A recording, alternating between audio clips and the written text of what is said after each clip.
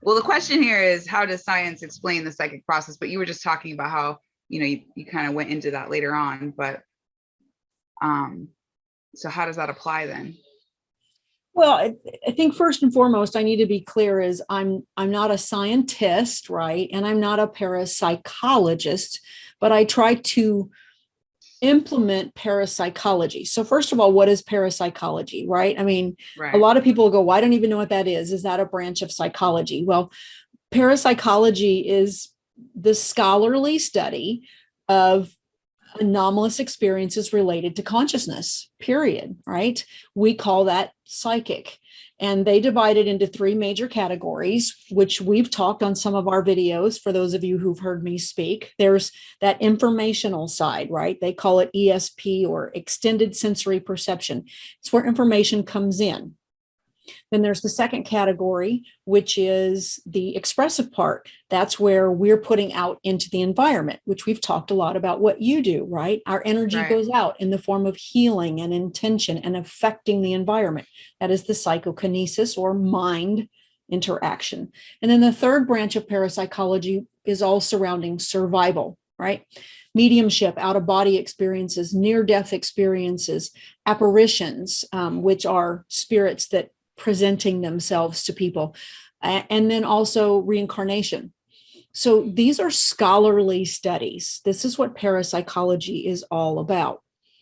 But I'm not a parapsychologist in the sense that I'm not a researcher. I study it, I read it, and I think it's extremely important that we know the science, but I don't want to mislead anybody and have them think, oh, she's a parapsychologist. Right. No, that's true. But just that you're really into it. And I feel like that is part of what you bring to the table as the more logical side of it.